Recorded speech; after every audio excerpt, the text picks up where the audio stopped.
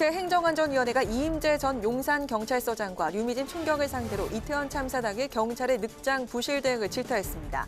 이 전 서장과 류 총경은 무한한 책임을 통감한다며 고개를 숙였습니다.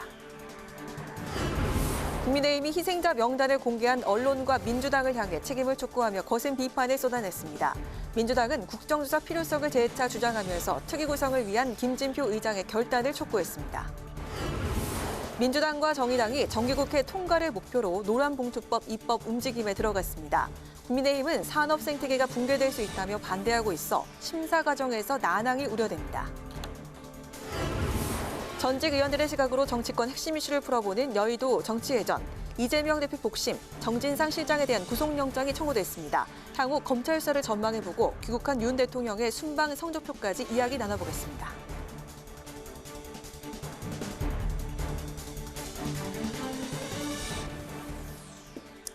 여러분 안녕하십니까? 11월 16일 의정종합뉴스 뉴스엔 시작하겠습니다. 오늘 뉴스는 국회 행정안전위원회 중계방송으로 늦게 방송합니다. 이태원 참사가 발생한 날 현장 총괄 책임자였던 이임재 전 용산경찰서장과 참사 당일 서울경찰청 상황관리관이었던 류미진 전 인사교육과장이 국회 행정안전위원회 증인으로 출석했습니다. 여야는 경찰의 늑장 대응과 초기 부실 대응을 한 목소리로 질타했는데요. 이임재 전 용산서장은 참담한 심정이라고 사죄하면서 사고 당일 밤 11시쯤 돼서야 상황 인지를 했다고 말했습니다. 보도에 태윤영 기자입니다. 국회 행정안전위원회에 출석한 이임재 전 용산경찰서장과 류미진 당시 서울경찰청 상황관리관, 경찰의 늑장 부실 대응을 두고 여야의 질타가 쏟아졌습니다. 특히 이 전 서장이 참사 당시 현장에 늦게 도착해 지휘 관리를 소홀히 했다고 목소리를 높였습니다. 이 서장께서 그 설렁탕집에서 나오셔서 바로 현장에 가서 교통 통제만 했어도 이 골목길 안팎의 인파가 이 압력을 덜어줄 수 있었다. 저도 지금 생각해 보면 조금만 그 상황을 알았더라면 그렇게 하지 못한 정말 참담한 심정이고 정말 죄송스럽게 생각합니다. 네. 이 전 서장은 죄송하다는 입장과 함께 참사 상황을 인지한 건 23시쯤이라며 사고 당시 이태원 참사 과정에서 단 한 건의 보고도 받지 못했다고 해명했습니다. 참사 당일 서울청 상황관리관으로 근무했던 류미진 총경의 업무 태만 논란도 도마에 올랐습니다.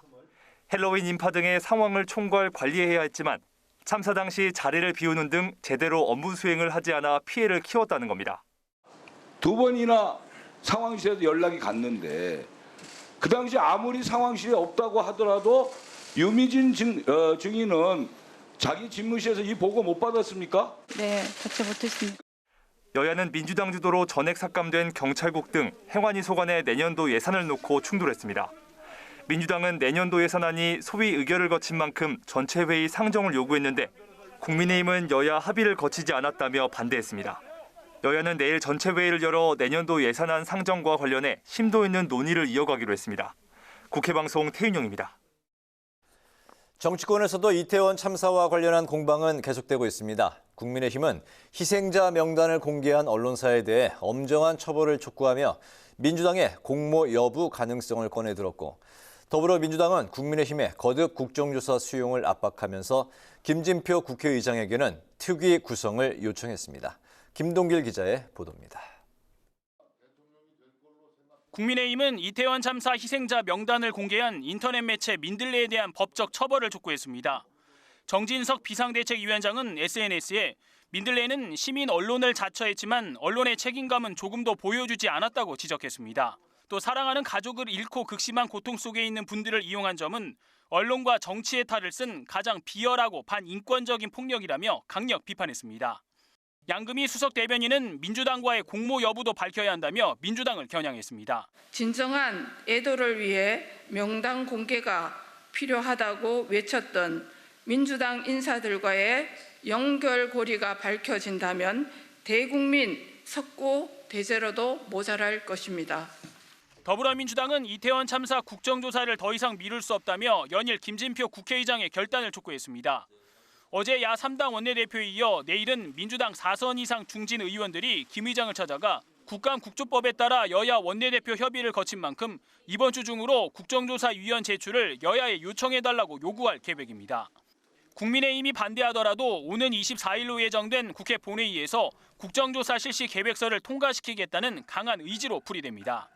민주당은 국정조사위원 명단을 미리 준비해서 국회의장의 요청이 접수되는 대로 즉시 제출하겠습니다. 국민의힘도 국민 뜻을 거역하지 말고 이제라도 진실을 규명하는 국정조사에 동참해 줄 것을 거듭 촉구합니다. 국민의힘은 경찰 수사가 우선이라며 국정조사에 반대하는 입장이지만 현재 예상국회와 맞물려 있는 만큼 여론과 경찰 수사 결과 발표 시기 등을 지켜보면서 국정조사 수용 여부를 결정할 것으로 보입니다. 국회 방송 김동길입니다. 노동조합을 상대로 한 사측의 손해배상 소송을 제한하는 일명 노란봉투법은 정기국회 쟁점 법안으로 꼽힙니다. 법안 처리에 여야가 이견을 보이고 있기 때문인데요. 더불어민주당과 정의당은 정기국회 통과를 목표로 입법 추진에 들어갔고 국민의힘은 산업의 균형추가 무너질 수 있다며 반대해 또다시 여야 갈등을 예고하고 있습니다. 보도에 임채원 기자입니다.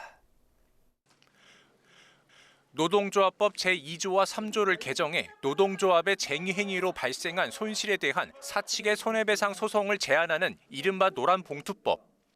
야권이 정기국회 통과를 위한 입법 움직임에 나섰습니다. 먼저 노란봉투법을 정기국회 개혁 입법과제로 선정한 더불어민주당에서는 이재명 대표가 이번 주 연달아 한국노총과 민주노총 등 양대 노총을 방문하며 노란봉투법 입법에 힘을 실었습니다. 상대가 불법 폭력 파업을 보호하기 위한 것으로 자꾸 공격을 해서 국민들이 오해를 하고 계셔서 반대 여론이 꽤 높아진 것 같습니다. 노란봉투법을 당론으로 발의한 정의당은 정기국회 내 통과를 위한 1인 릴레이 시위를 시작했습니다. 기업의 무분별한 손해배상 폭탄에 힘없는 노동자의 쟁의권을 지키기 위한 법이라며 국민의힘과 민주당의 협조를 거듭 촉구했습니다.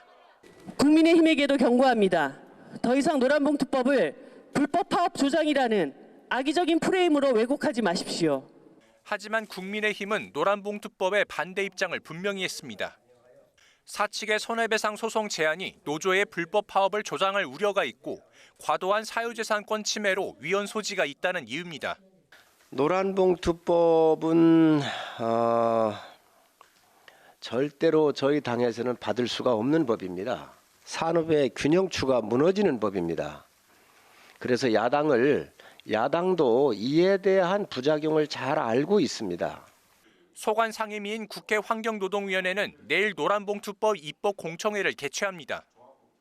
학계와 노동계, 경영계가 참석해 찬반 입장을 밝힐 예정인데 불법 파업에 대한 손해배상 소송은 불가피하다는 경영계와 노동자의 권리 보장이라는 노동계가 첨예하게 대립할 것으로 전망됩니다.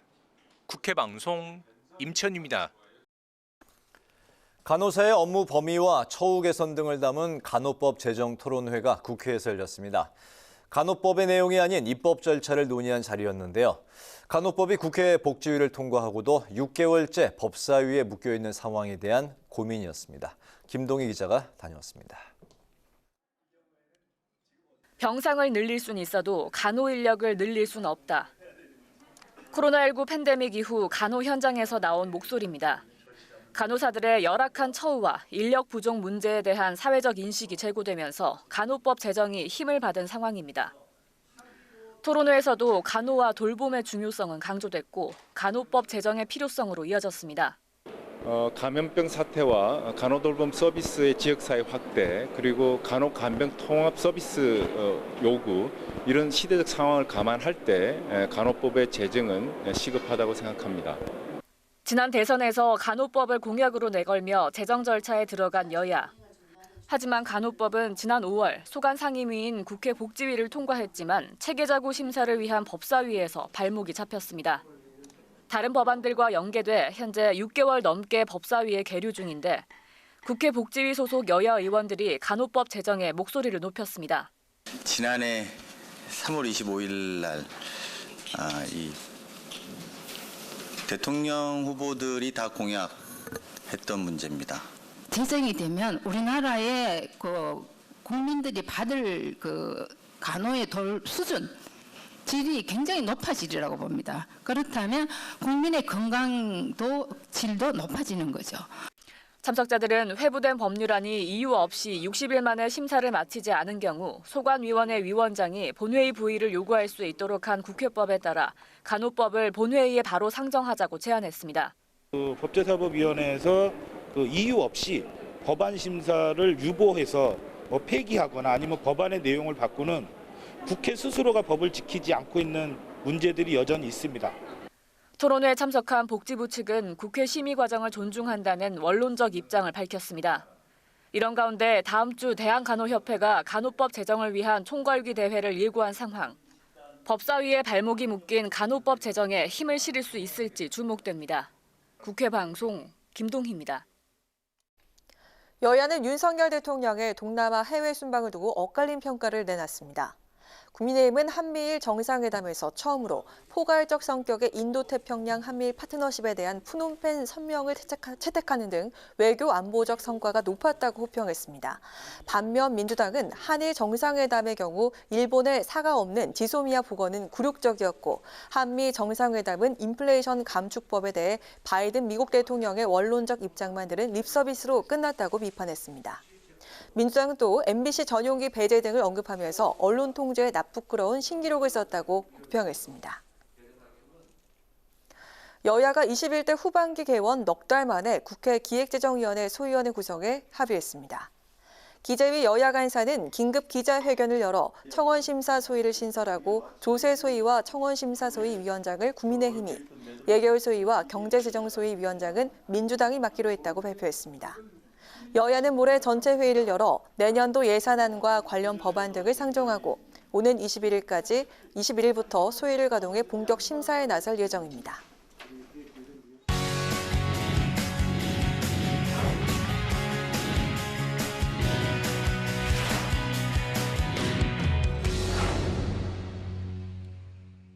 네, 오늘 이슈 분석은 김희연 기자와 함께합니다. 김 기자, 어서 오십시오. 안녕하세요. 네. 현재 이태원 참사에 대한 경찰 수사가 이제 한창 진행 중인데 그동안 이제 모습이 보이지 않았던 용산 경찰서장과 그리고 이제 그 현장의 책임자가 오늘 국회에 출석을 했네요. 네. 어떤 내용들이 나왔습니까? 그렇습니다. 그 국회 행정안전위원회는 참사 당일 현장 책임자였던 이임재 전 용산 경찰서장과 서울경찰청 상황관리관으로 근무했던 류미진 전 인사교육과장을 증인으로 출석시켜 현안 질의를 벌였는데요. 함께 증인으로 채택된 송병주 용산경찰서 112 상황실장은 건강상의 이유로 불출석했습니다. 우선 참사 당일 사고 현장에 40분 넘게 늦게 도착한 이 증인에 대한 질타가 쏟아졌는데요. 밤 10시 50분쯤 다수의 심정지 환자가 발생했을 당시 이 증인이 뒷짐을 지고 걸어가는 모습이 포착됐다며 부적절한 처신을 지적했습니다. 이에 대해 이 증인은 그날 밤 11시까지 단 한 건의 사고 관련 보고를 받지 못했고 그 당시 특정 지점을 가기보단 전반적인 지역 상황 점검차 움직였다고 해명했습니다.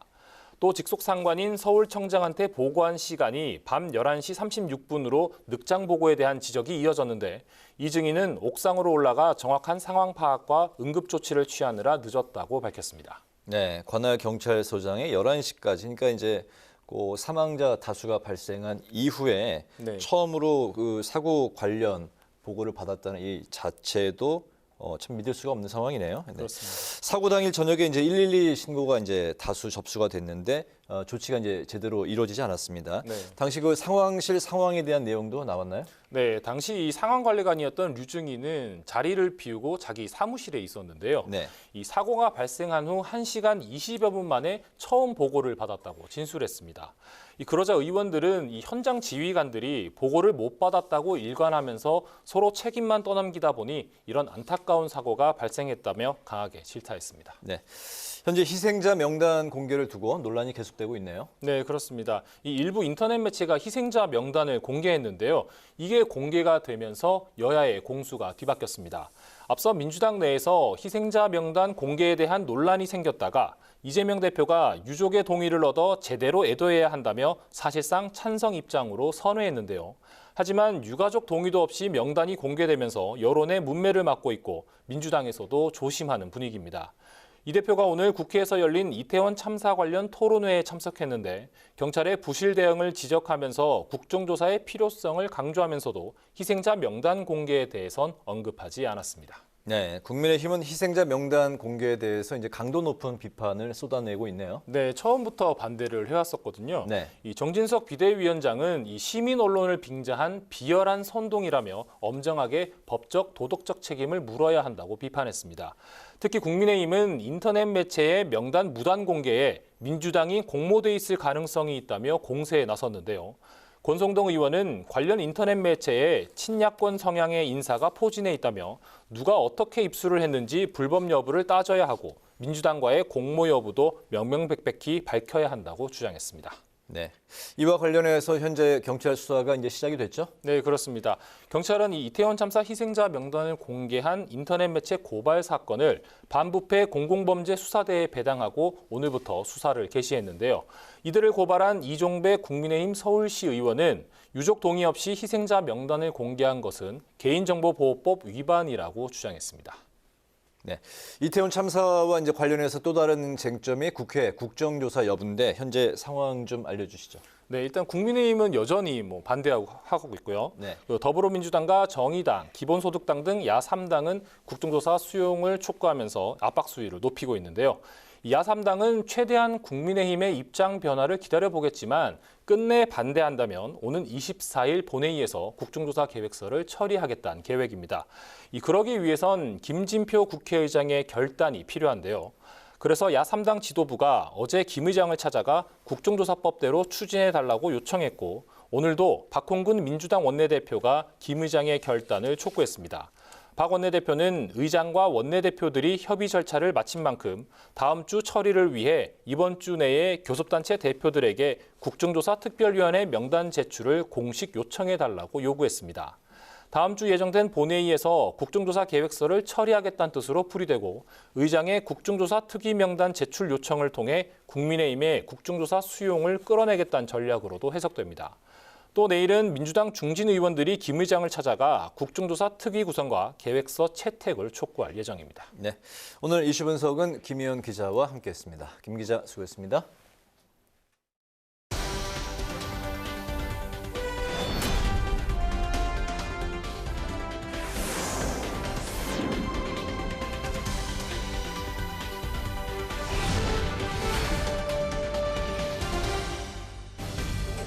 (11월 16일) 정치권의 뜨거운 말말말 강하랑의 정치톡 시작하겠습니다. 오늘 첫 번째 정치톡은 빈곤 포르노의 정의입니다. 김건희 여사가 캄보디아에서 심장질환 아동의 집을 찾은 것을 두고 장경태 민주당 의원이 빈곤 포르노라고 비판하면서 시작된 공방. 국민의힘이 윤리위 제소를 언급하면서 맹폭에 나서자 장경태 의원이 사전적 용어란 점을 강조하면서 반박에 나섰습니다. 포버티 포르노라고 하는데 빈곤 포르노라고 하는데 이걸 어떻게 제가 번역해야 될지 모르겠습니다. 사전에도 있는 용어고요. 논문에도 나온 용어고요. 뭐 눈엔 뭐만 보인다더니 국민의힘 눈에는 야한 표현으로 보이나 봅니다. 플러스와 스튜어트는 논문에서 선정적으로 비극과 빈곤을 부각한 글이나 사진, 영상을 통해 효과를 거두는 것을 빈곤 포르노라고 정의합니다.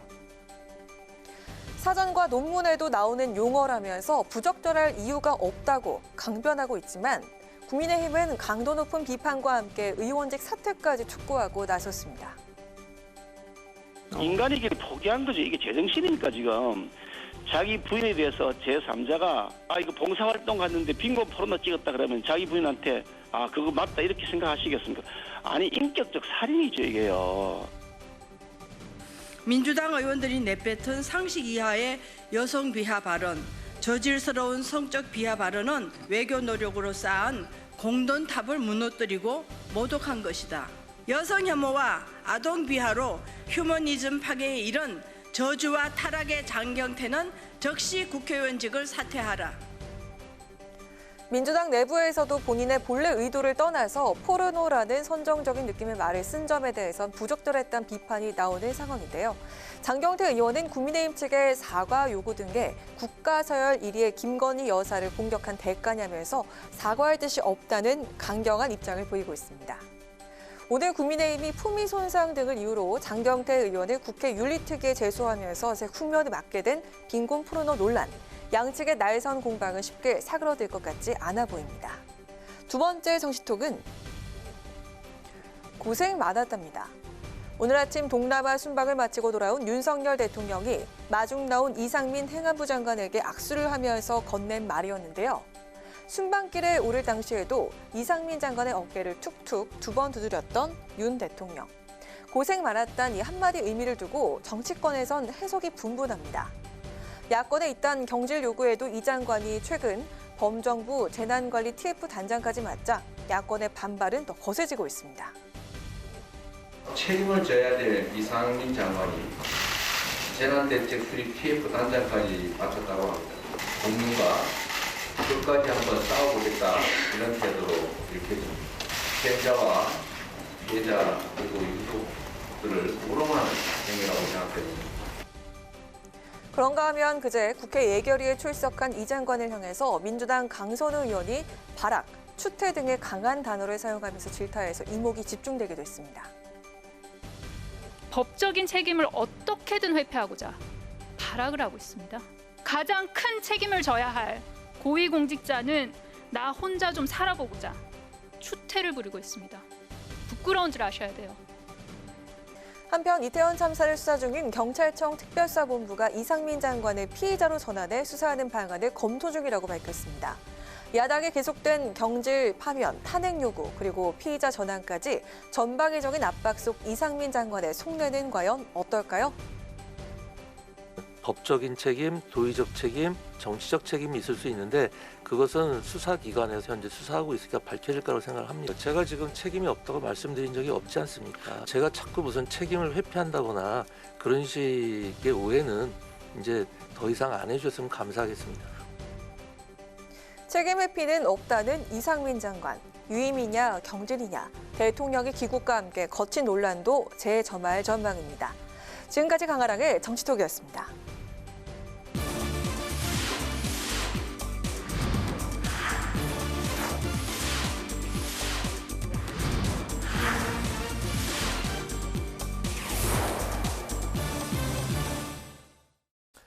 네, 여의도 정치회전 시간입니다. 여야의 전직 의원 두 분을 모시고 오늘 여의도 정치권의 가장 뜨거운 이슈에 대한 양측의 이야기 함께 나눠보겠습니다.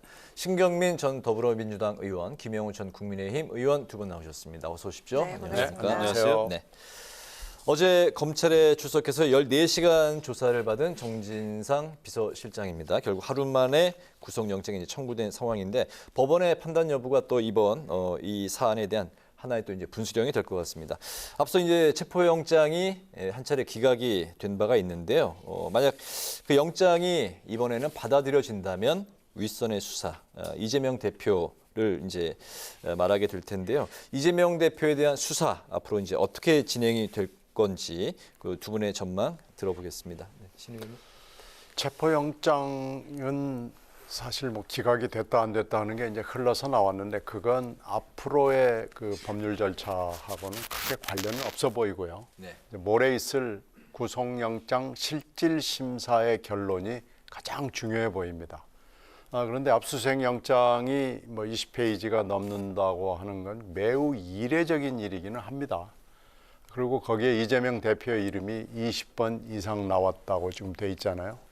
그러니까 구속영장에는 아마 그 물증이 뭐가 있는지는 지금 전혀 짐작이 안 됩니다만 네. 물증의 일부 내지는 상당 부분이 포함될 가능성이 매우 높죠. 그래서 구속영장 실질 심사를 보면 이제 이 수사가 어디로 갈고 방향이 뭐구나 하는 것이 짐작이 갈 거예요. 그러나 지금으로서는 지금 전부 부인하는 거 아니에요? 네. 김용 부원장도 그랬고 지금 정진상 실장도 그렇고 전부 부인하기 때문에 이 수사의 방향이 어디로 가고 있는지를 짐작하기는 매우 어렵습니다. 그래서 18일 날 만약에 구속이 된다면 이제 수사는 본격적으로 진행이 되는 거고 이 대표를 향해서 직격으로 들어갈 거고 수사의 클라이막스로 간다고 뭐 보여지고요. 이게 사실은 뭐 어제 오늘 일이 아니고 3월 달부터 이 얘기를 여야에 관련된 사람들은 줄창 얘기를 해왔고 저도 매우 많은 기회에 여러 번 얘기를 했습니다. 네. 그래서 3월 9일 그리고 6월 1일 지방선거 이후에 지금 이 수사가 점점 클라이막스를 향해서 가고 있고 내일 모레 있을 구속영장 실질심사가 그 분기점 중에 매우 중요한 날짜가 될 것이다 라고 예상합니다. 네, 대선과 지선 이후에 이제 수사가 이제 급물살을 탈 거라고 이제 그동안 쭉 예상을 해 오셨는데 그 모레 그 실질 심사 결과 그 어떻게 예상하십니까? 지금까지 하는 걸로 봐서는 검찰이 굉장히 자신 있어야 합니다. 네. 그리고 검찰이 이렇게 자신 있어야 하는 수사로 봐서는 검찰이 뭔가 물증 내지는 움직일 수 없는 인증, 사람들의 구두의 진술을 가지고 있다는 얘기거든요. 네. 그래서 검찰이 이렇게 자신 있다 그러면은 그건 민주당으로서 특히 이재명 대표로서는 굉장히 어려운 싸움이 될 것이 거의 분명하죠. 구속으로 될 가능성이? 네, 구속 가능성이 현재로서는 높다고 봐야 되고 만약에 구속이 안 된다면 검찰은 진짜 지금까지 아무것도 없는 걸 가지고 있는 것처럼 허장성세를 했다고 밖에는 볼 수 없거든요. 네네. 구속 가능성 모레 결과 어떻게 예상하십니까? 영장을 심사하는 판사들의 마음을 누가 알겠습니까? 근데 일단 정진상 실장은 혐의가 굉장히 많아요. 한두 개가 아닙니다.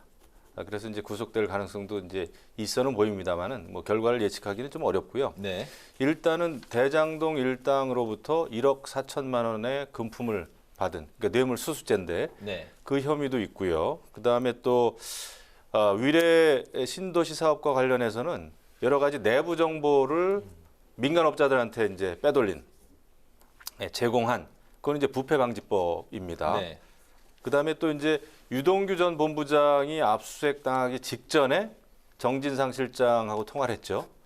그리고 이제 정진상 실장이 휴대폰 버려라. 그거는 또 증거인멸 교사입니다. 그리고 그때 있었던 내용을 이재명 당대표가 소상히 알지 않았습니까?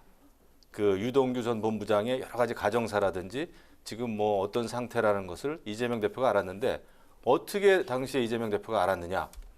글쎄요, 우리가 쉽게 짐작하건대 뭐 정진상 실장이 통화를 했으니까 그 내용을 보고를 받았겠죠.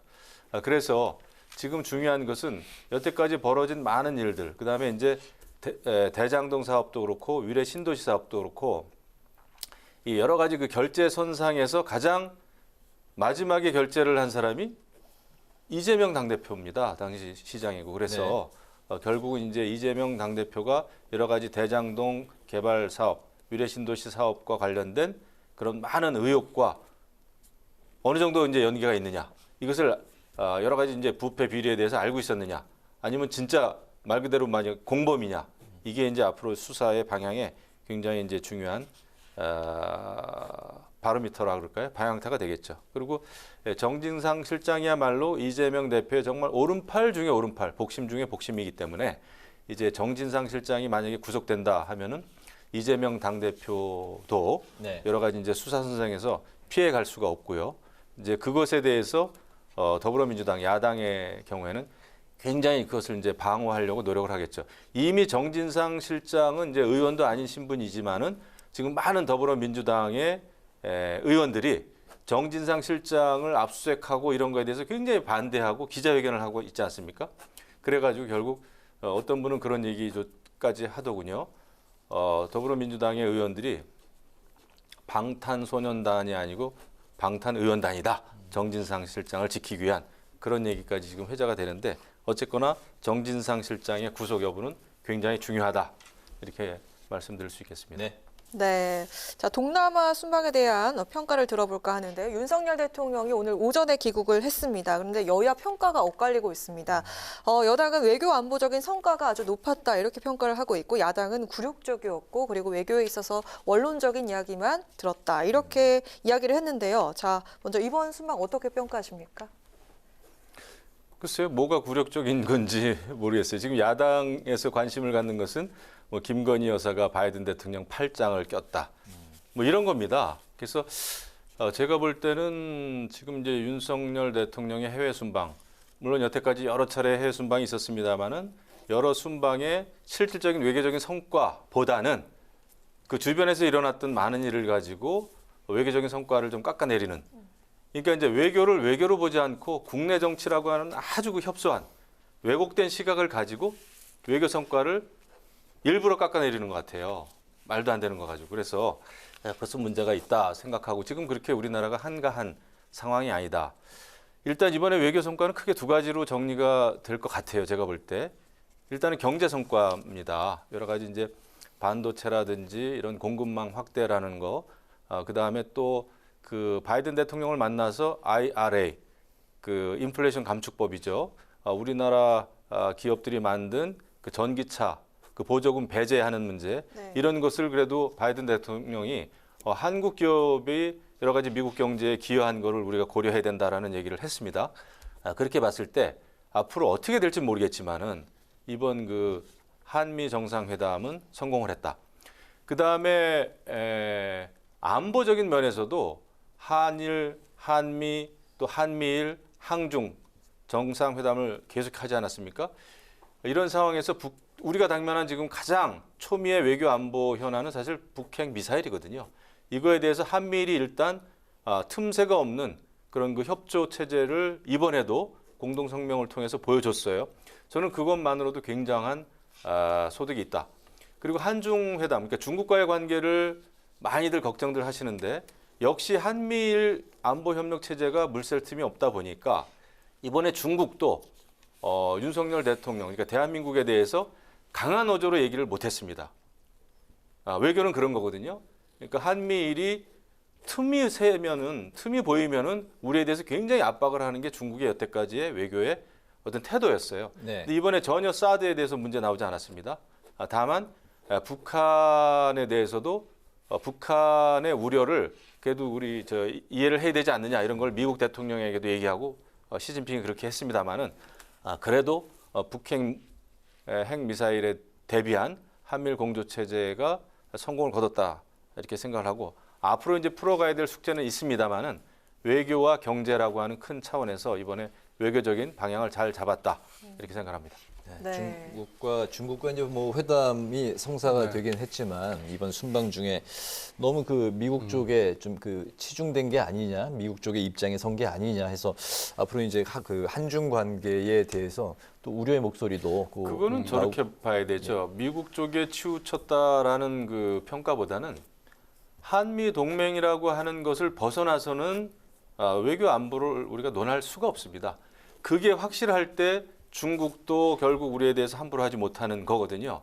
그러니까 기본이 지켜지지 않은 상황에서 여태까지 우리가 중국으로부터 굉장히 배제되고 소외를 받았던 거예요. 근데 앞으로 보십시오. 제가 볼 때 한미일 공조가 제대로 되면 중국도 대한민국의 국익을 해치는 그런 발언을 쉽게 아마 못할 겁니다. 저는 그런 차원에서 기본을 확실히 하는 외교가 굉장히 중요하다 이렇게 생각합니다. 네. 한미 동맹은 뭐 미국 사람들 표현으로 킹핀, 린치핀 그러기 때문에 그건 뭐 더 이상 얘기할 필요가 없는 건데요. 다만 우리나라는 한미 동맹과 함께 여러 가지 태평양에 있어서 굉장히 중요한 여기 지정학적 위치라는 건 잊어버릴 수는 없죠. 그건 뭐 우리의 기본 전제 조건이나 뭐 그런 거니까요. 그런데 이번에 이제 너무나 솔직하고 너무나 말하자면 직설적으로 외교적인 얘기를 굉장히 세게 했어요. 윤 대통령의 그 워딩 자체가 우리가 얘기했던 기대했던 것보다도 훨씬 세게 했습니다. 그래서 한미일 회담은 뭐 지난번에 그 나토 회의 때 이어서 두 번째로 이루어졌는데 뭐 시간은 매우 짧죠. 미국 기자들은 거의 관심도 갖지 않는 그런 거기 때문에 물론 하는 게 맞죠. 그러나 이번에 한미일, 한일, 한미 다 했지만은 사실 달라진 건 없습니다. 말이 많고 뭐 굉장히 화려한 얘기들이 있지만은 전부 외교적 언사고 달라진 건 없습니다. 이걸 가지고 저는 폄하할 필요도 없지만 또 뭐 엄청나게 많은 찬사를 할 필요도 없는 1mm도 달라지지 않은 지금 똑같은 건데 다만 윤 대통령이 굉장히 세게 인도 태평양 얘기를 한 것은 보통 다른 정상들이 얘기하는 것보다 좀 세게 얘기한 측면이 있어요. 그래서 그게 결국은 한중 간의 앞으로의 외교적 입지를 우리가 스스로 좀 좁혔다라는 비판은 피해갈 길이 없고요. 앞으로 이 한중 외교를 어떻게 해야 될 것이냐는 것은 우리에게 큰 숙제고 부담이고 그렇습니다. 그래서 그 부분은 분명히 남았고 나머지 북핵이나 IRA 문제는 사실 달라진 건 아무것도 없습니다. 지금 현재 상황에서 특히 또 뭐 한중 간의 회담이 우리만 있었던 건 아니고요. 중국은 한미일이 하는 거 여러 가지를 보고 결국 막판에는 일본도 만나고 한국도 만나고 하는 걸로 결론을 낸 거죠. 그래서 달라진 건 없고 한중 간의 앞으로의 외교는 숙제로 좀 남는데 이건 우리가 풀어가야 될 문제고요. 이건 함께 고민해 가야 될 우리 지정학적인 숙명이다라고 생각을 하는데요. 이건 뭐 1mm도 달라진 건 저는 없다고 봅니다. 알겠습니다. 이번에 이제 굳이 이제 조금 다른 시각에서 말씀드리자면은 달라진 거는 한중 회담을 일단 3년 만에 했다는 거. 네. 저는 그거는 성과입니다. 그다음에 한일 회담을 이번에 이제 두 번째 하면서 상당히 미래지향적인 얘기를 좀 했다. 과거사보다는 지금 현안인 여러 가지 뭐 북한의 미사일과 관련된 여러 가지 이 정보를 실시간으로 공유하기로 했다. 한미일 간에. 네. 이런 거는 굉장한 성과다라고 생각을 합니다. 그리고 저도 미중 간의 갈등이 사실 이번에 가장 큰 관심사예요. 외교적인 면에서는. 그런데 다행히 그 이제 대만 문제가 사실 제일 중요했는데 바이든 대통령이 그래도 이제 중국의 하나의 중국 정책을 우리는 그래도 지지한다라는 그런 얘기를 이번에 했더군요. 그런 면에서 조금 긴장 관계가 있긴 했지만 크게 부딪히진 않았어요. 레드라인을 서로 넘지는 않았습니다. 그런 차원에서 동북아 안보에도 도움이 좀 되지 않겠나. 왜냐하면 대만이라고 하는 것은 대만만의 문제가 아니라 결국 그것은 동아시아 전체 또 한반도 안보하고도 직결되는 문제입니다. 만약에 중국이 첨단 무기를 대만에 전진 배치한다고 생각해 보세요. 그러면 미국의 인도 태평양 전략 다 바꿔야 되고요. 그다음에 남아시아 중진화의 이쪽으로 통행하는 해상 운송로 이거 다 바꿔야 됩니다. 그런 면에서 저는 굉장히 좀 다행스럽지 않나 생각합니다. 알겠습니다. 그 대통령의 귀국길 장면에 대한 이야기도 이제 많이 나오고 있는데요. 이상민 행안부 장관에게 고생이 많았다고 이제 언급한 부분. 그 전에 이제 박순애 전 이제 교육부 장관이 한창 그 언론의 질타를 받았을 때도 수고가 많다, 고생이 많다 이런 이제 그 대통령이 언급을 했던 부분이 있었는데 윤 대통령이 이번 그 장관에게 했던 행안부 장관에게 했던 고생 많았다는 말에 대해서 이게 사퇴냐 아니면 유임을 의미하는 것이냐 뭐 설왕설래 추측들이 갈려서 이야기가 나오고 있는 것 같습니다. 어떻게 보셨습니까? 글쎄 출국할 때 툭툭하고 돌아와가지고 고생 많았다 이 두 개를 연계해서 놓고 보면 금방 교체하고 싶은 생각이 별로 없는 것 같아요. 그런데 지금 현재 돌아가는 상황으로 보면 교체를 하는 것이 좋을 거려. 근데 교체를 안 하고 이렇게 계속한다면 민주당 입장에서는 계속 때릴 거리가 있기 때문에 저희는 뭐 좋습니다. 그런데 제 생각에는 하루라도 빨리 정리하는 것이 맞고요. 뭐 사퇴를 하든 경질을 하든 그 형식은 뭐 하여튼 그건 알아서 하시는데 계속 이렇게 가는 것이 무슨 뭐 일 처리를 하는 것이 중요하기 때문에 그렇다라는데요. 이상민 장관 없어도 일 처리하는데 아무 문제 없습니다.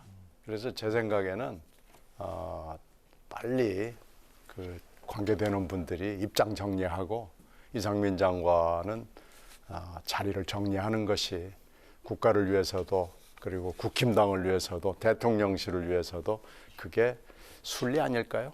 고생 많았다. 어떻게 풀이하셨습니까? 뭐 사실 대통령이 해외 순방 마치고 귀국하는 공항에 이준석 당대표가 왔든 이상민 행안부 장관이 왔든 대통령은 고맙다는 인사, 수고했다는 인사를 할 수는 있습니다. 그런데 그 인사말, 그 의례적인 인사말을 우리가 고려치 않더라도 이상민 장관을 계속 수행하는데 저는 적합치 않다고 봐요. 왜냐하면 공감 능력이 부족했기 때문입니다. 여러 가지 참사도 그렇고 또 여태까지 이상민 장관으로서는 그 국민들이 공감하지 못하는 얘기들을 여러 차례 해왔어요. 그리고 이번에는 이태원 그 대형 참사라고 하는 이 속에서 경찰의 여러 가지 시스템이라든지, 그러니까 행정안전부 장관 아닙니까? 네. 그 안전에 있어서 완전히 실패를 한 거거든요. 어쨌거나 그래서 책임을 지는 게 맞다. 그렇지 않으면은 대통령에게 굉장히 국정 운영에 있어서 부담이 아마 계속되지 않겠나 생각을 해요. 그런 면에서 이것은 여야를 떠나서 이 정도 참사가 일어났고 그 이상민 장관이 지휘해야 될 그런 경찰 체계가 무너졌다는 거에 대해서는 아마 책임을 져야 될 겁니다. 그래서 이것은 뭐 오랜 인연이나 뭐 이런 거하고는 이제 상관이 없는 일 같아요. 네. 네. 순방 중에 심장병 어린이를 만나서 사진을 찍었던 김건희 여사에 대해서 이거 빈곤 포르노라고 지적을 했던 장경태 의원이 역풍을 맞고 있습니다.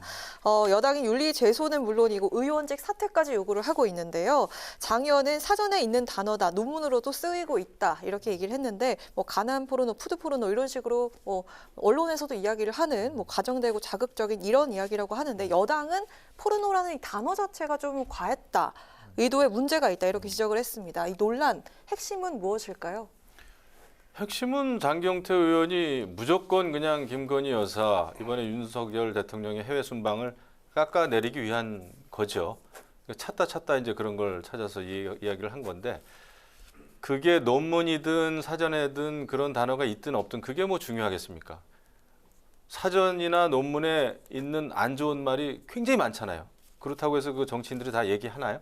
그렇지 않거든요. 그래서 이것은 뭔가 기본적인 그 어떤 뭐라 그러죠? 마인드, 생각에 문제가 있는 것 같아요. 그래서 무조건 부정적이고 폄훼하고 깎아내리고 싶어 하는 그 장경태 의원의 본심이 들켰다 이렇게 생각을 하는데 의원직 사퇴하라 그래서 뭐 사퇴하겠습니까? 그냥 계십시오. 윤리위에 제소하기도 아주 아까워요. 네. 저는 이 부분은요. 하여튼 장경태 의원의 빈곤 포르노라는 단어는 적절하지는 않았어요.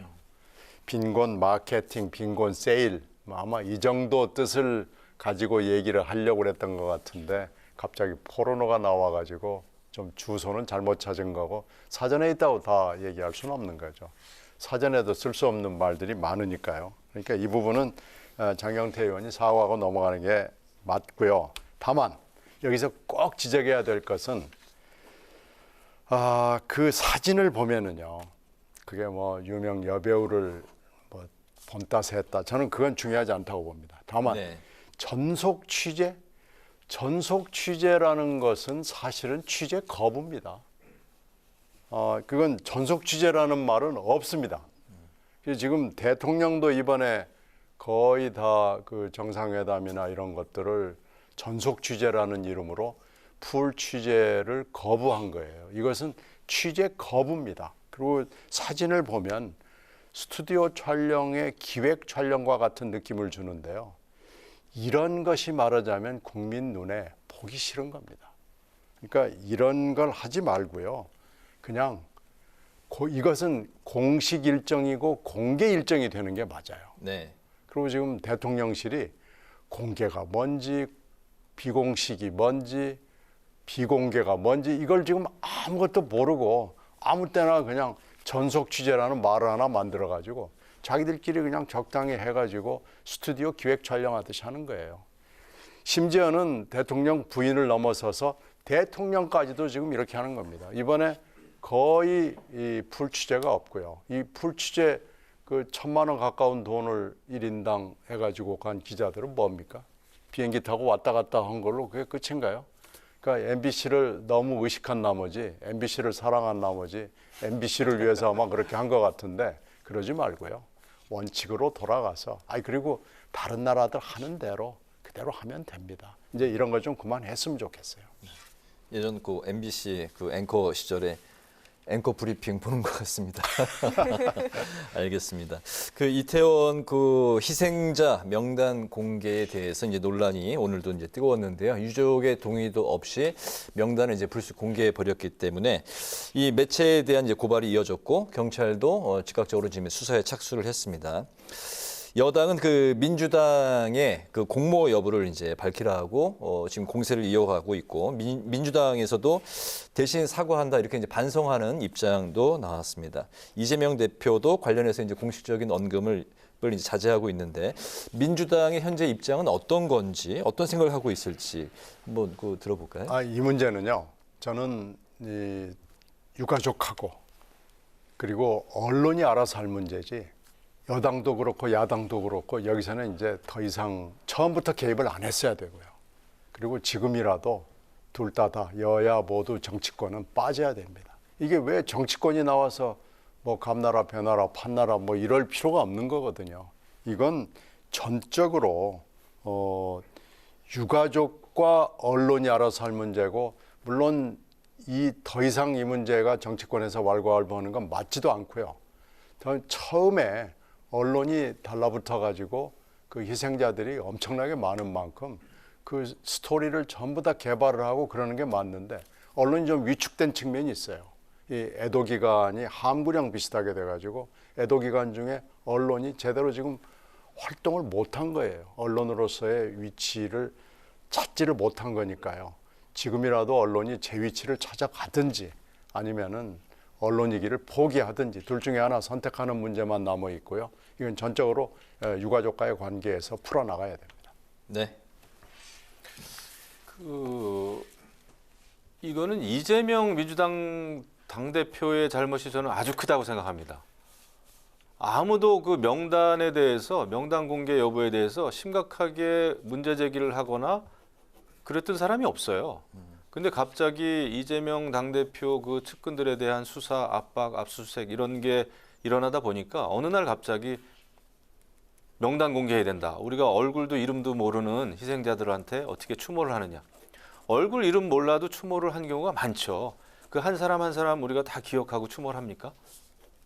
그래서 이재명 당대표가 본인의 여러 가지 어려운 처지를 벗어나기 위해서 이런 얘기를 했는지 모르겠지만은 정말 엉뚱한 얘기를 어느 날 갑자기 하는 바람에 이게 정치권의 이슈가 됐고 결국 야권 성향의 유튜브 방송입니까?